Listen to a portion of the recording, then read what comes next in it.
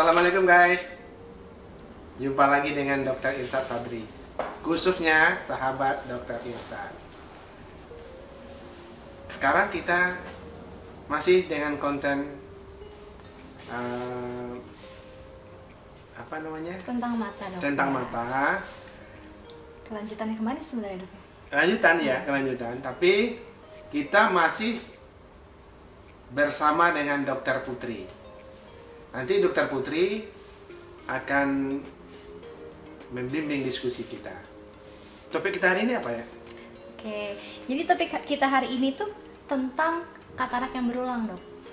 Mungkin teman-teman dan sahabat-sahabat Dr. Irsyad di rumah nih sering mendengar gitu ya, kok orang abis katarak, operasi katarak, kok bisa muncul lagi kataraknya. Nah, itu mungkin ada istilahnya nih kalau di dunia medis ya, dok ya. Nanti kita akan bahas mengenai itu, dok. Nanti semua akan dijelaskan oleh Dr. Irsyad ya, teman-teman. Oke, gimana nih, dok? Ya, siap. Kita mulai aja ya, dok? Kita mulai aja. Siap. Oke.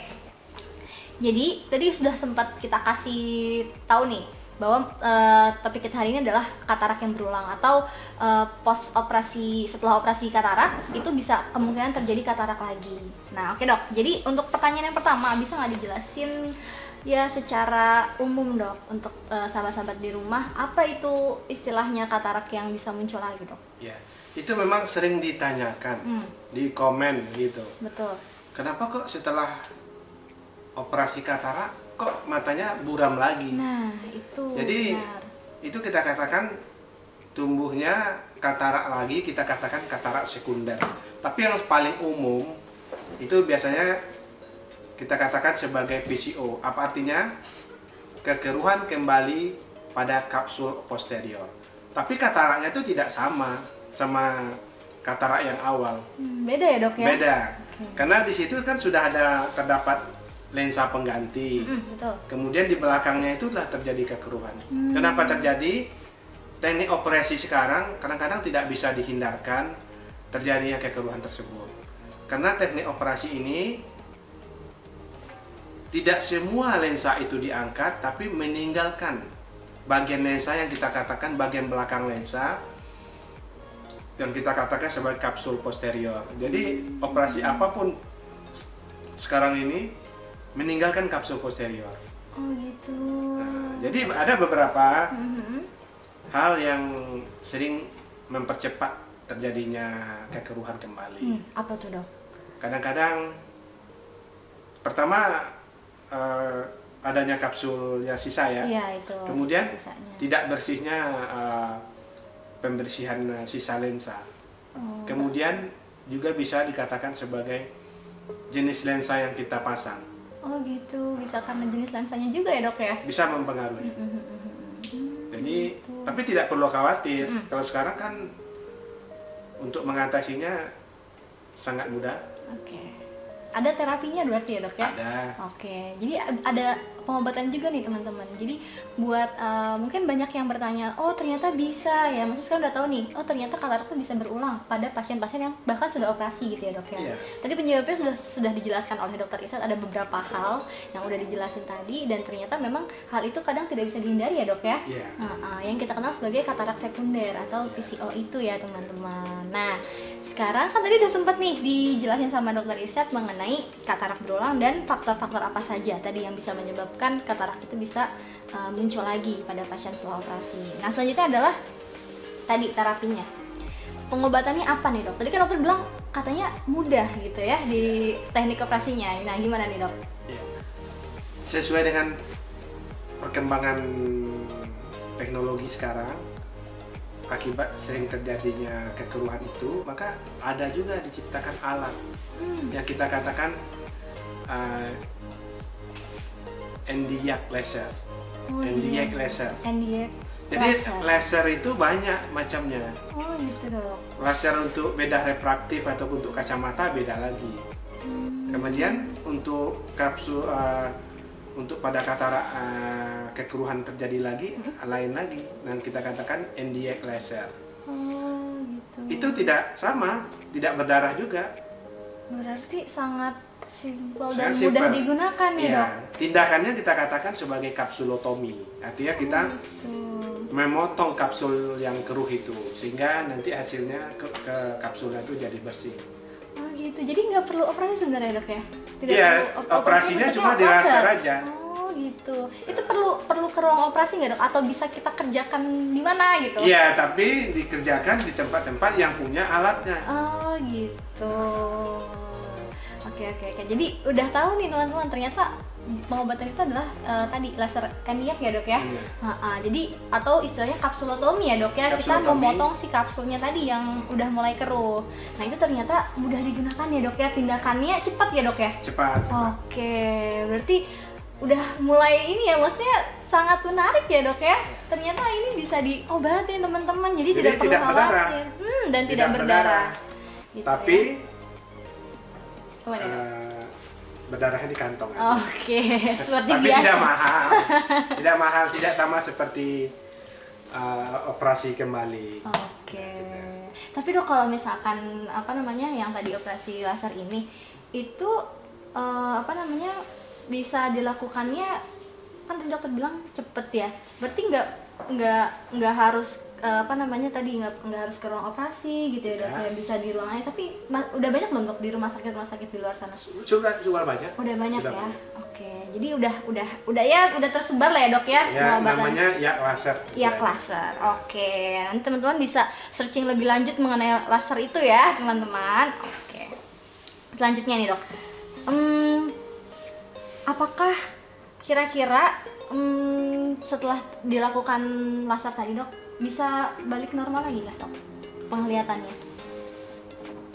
Biasanya kembali normal. Kembali normal? Kalau memang hanya kekeruhan itu yang terjadi, artinya tidak ada kelainan lain seperti kelainan retina, tidak ada, Oke. kembali normal lagi. Jadi memang Karena pengobatannya hanya laser ya, Dok? Kekeruhan tadi jadi bersih lagi. Oke.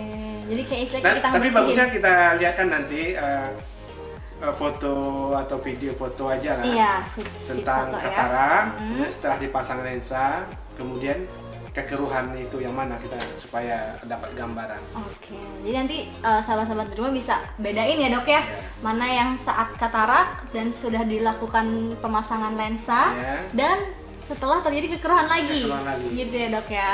Jadi nanti Oke. bisa dibedakan kekeruhan katarak sebelum dioperasi dan setelah operasi. Operasi. Nah, itu nanti kita kasih gambarnya ya, teman-teman. Nanti bisa dilihat aja di video ini. Oke, sip. Selanjutnya adalah kapan kira-kira kita harus periksa ke dokter mengenai masalah kekeruhan ini, Dok? Kayak misalkan pasien yang sudah operasi nih, Dok, operasi katarak. Kira-kira apa namanya kontrolnya tuh harus tiap kapan gitu, Dok? Sampai apakah nunggu sampai dia keruh lagi atau gimana gitu, Dok? Biasanya mereka yang menderita kekeruhan kembali, kalau dia mengeluh, kenapa mata saya seperti berasap lagi, baru dia datang. Oh gitu. Jadi tidak harus kontrol Rutin banget gitu. setelah selesai kontrol selesai operasi, Mhm. tidak perlu kontrol. Tapi kalau biasanya mereka datang kalau sudah mengeluh, kenapa mata saya kok tidak seperti bersih Kayak kemarin setelah lagi operasi yang dahulu gitu. Gitu. Jadi berarti mereka datang biasanya setelah ada keluhan. Oh gitu. Jadi tidak ada patokan waktu karena kekeruhan itu Masing-masing juga tiap orang beda ya, bervariasi. Dok ya. Oke. Gitu ya, teman-teman. Jadi memang kalau untuk kekeruhan lensa kembali setelah apa namanya operasi katarak itu memang mungkin terjadi, dan itu kekeruhannya nggak bisa kita prediksi ya, Dok ya. Kekeruhannya lagi itu tidak bisa kita prediksi gitu. Jadi memang tiap orang punya variasinya beda-beda gitu. Sip, mantap nih, Dok, tentang PCO ya. Jadi teman-teman udah paham nih ya mengenai PCO, dan memang sebelumnya di video dokter udah sempat dijelasin ya, Dok ya. Iya. Ada di video-video sebelumnya di Dokter Irsyad itu udah sempat dijelasin mengenai ini.